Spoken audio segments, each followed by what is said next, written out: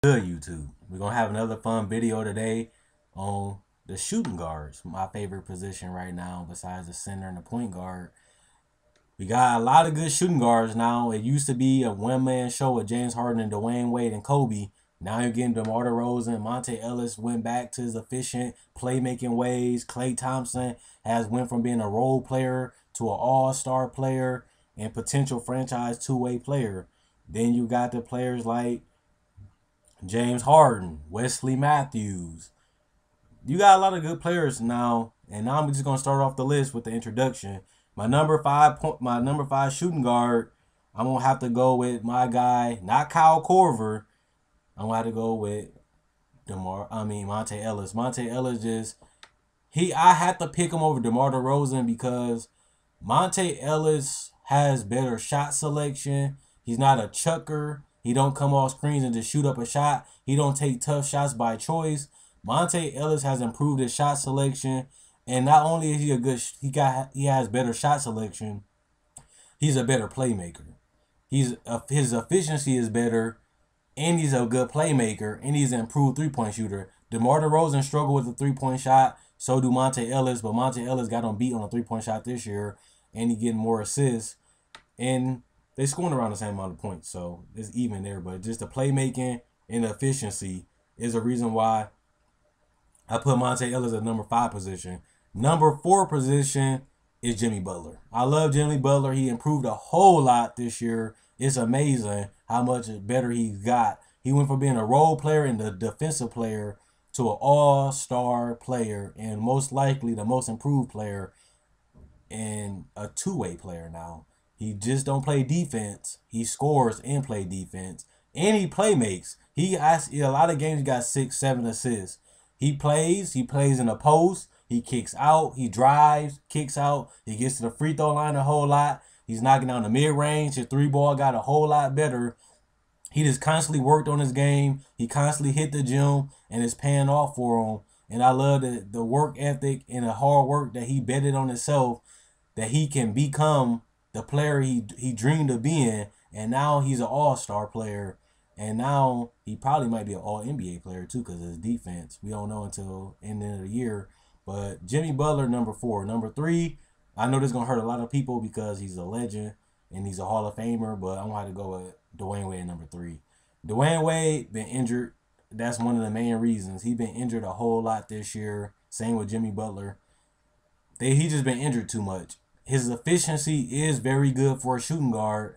He is averaging a lot of assists. He's getting a decent amount of rebounds for a shooting guard.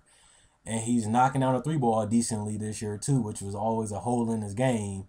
His free throw percentage still is below average for a shooting person that get to the paint a lot. Get to the free throw line a lot. He still is a below average free throw shooter for that position because he just gets to the free throw line too much and he just can't make a free throw consistently. But he would be higher probably if it wasn't for his three-point shot, his free throw shooting, and being injured. But Dwayne Wade is one of the best all-around players, and that's why he's number 3. The top 3 players are the best all-around players at the position. He plays defense, he passes, he rebounds, and he scores. And Dwayne Wade is having an all-around year. Number 2 is Klay Thompson. I never thought I'd see the day that I see Klay Thompson play as Dwayne Wade. Especially the last 2 years ago, Klay Thompson was a role player and a spot-up shooter and the person that scored in the post every now and then. Now he's taking over games, having career years, scoring over 20 points a game on efficient shooting, over 45% shooting from the field. And you got to think about it, he's shooting mostly jump shots. And then look at his three-point percentage, over 40%. And look at his shot attempts. Klay Thompson is ridiculous this year. And he's an all-star too. He improved his game. He went from being a role player like Jimmy Butler to a two-way player and an all-star a year later. And Klay Thompson only has a couple things that he got to do to be the number 1 player at the position, which is James Harden. And James Harden is putting up 27 a game, 7 assists, and 6 rebounds. So he's shitting on all the shooting guards right now. He's scoring more than them. He's playmaking more than them, and he rebounding more than them, and he's getting around 2 steals a game, and he's getting about almost a block a game. So James Harden defense has still not as good as you would want it to be, like Klay Thompson, but it's serviceable. It's good enough. It's not a hole in this game. It's something that he needs to continue to improve, but it ain't something that we can make fun of him about no more. His defense isn't all NBA defensive team. Is good enough, and he's improved it a whole lot. And he don't watch the ball as much as he still do it, but not as much as he did before. And he's playing in the passing lanes a lot more. He's scoring more than he ever scored before. And one thing about him, he got that Dwayne Wade effect that when he went to the Houston Rockets, he turned that team into a 2-year team that never made the playoffs. He got to that team first year in the Western Conference, the hardest conference. He got them to the playoffs with Jeremy Lin and Chandler Parsons as his best players on the team, and Omer Ashik. Them was the best players on this team. Them role players. Like Jeremy Lin is a role player on the team. Chandler Parsons is a role player on the Mavericks. Them was his best players, and he got that team to an 8th seed in the Western Conference. Without Dwight Howard this year, they 3rd in the Western Conference. Without Dwight Howard missing over 20 games. James Harden is playmaking, rebounding, playing defense, and still hitting game winners. Still clutch. Still taking over games. And he's doing all that. He's scoring 27 a game.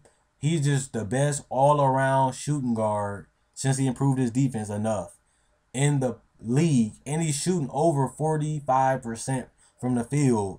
That's efficient, people. His turnovers is high as hell. But what you expect when you got the ball in his hand and doing everything for the team, he going to have some type of flaw.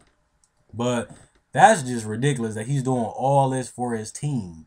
The numbers don't lie. James Harden is obviously the best shooting guard in the league. And there's nobody I can even, like Klay Thompson is not even close, really. He's like 1A, B, and C, then it's Klay Thompson. James Harden, #1 shooting guard in the league. Let me know what you guys think. Let me know y'all listen in the comment section below. Comment, like, subscribe, and share. Power forward and center and small forward is coming up next. And if you're new to the channel, subscribe and check out my older videos. And if you like this video, like my older videos, you should subscribe. Let me know what you guys think.